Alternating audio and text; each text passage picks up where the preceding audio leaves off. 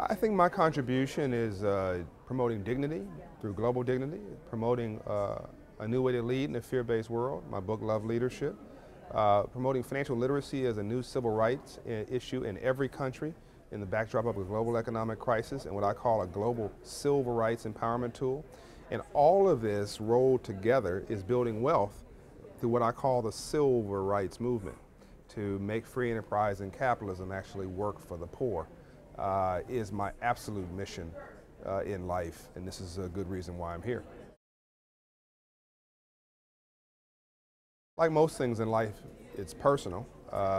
Why do most people start a cancer foundation? It's because somebody that they love died or was impacted by cancer. So, you know, the #1 cause of divorce in America is money. My guess is around the world too. And so my parents had money issues.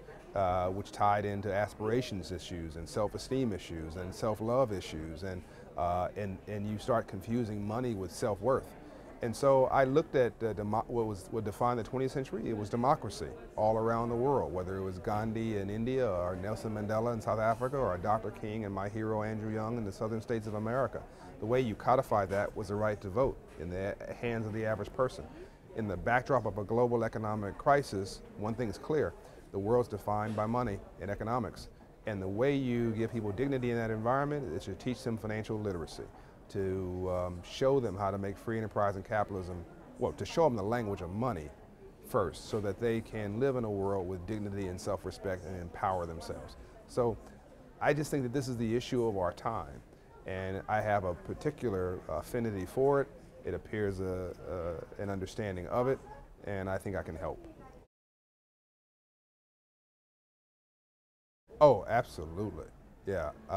Being part of YGL changed my life. I've always traveled internationally, but I saw myself as an American. And sometimes saw myself as an arrogant American. In other words, I'm an American. Now I see myself as a global citizen.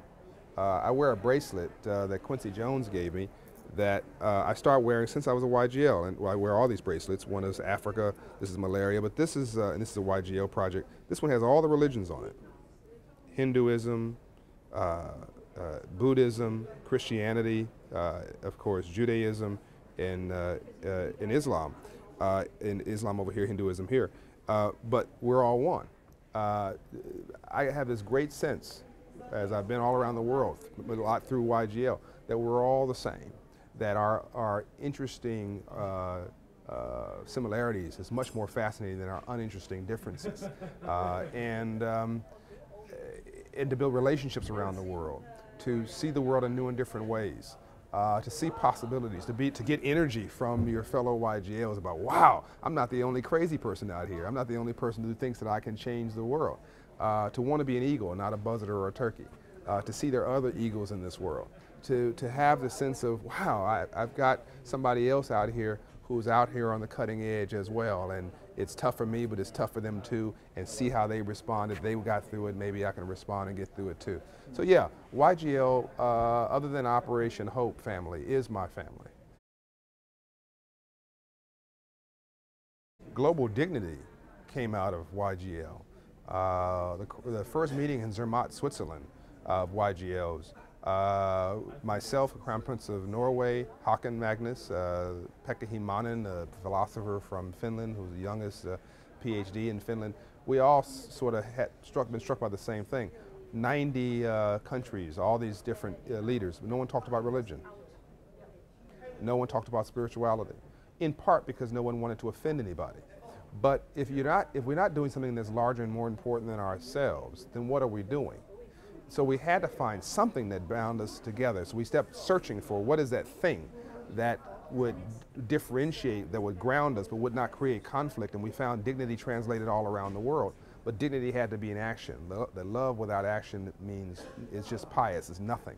That the magic of U.S. currency is circulation around the world. So we had to circulate dignity. And so globaldignity.org was born. And now this year we'll celebrate the 3rd year of Global Dignity Day in 50 countries around the world, with many of these countries being led by YGLs.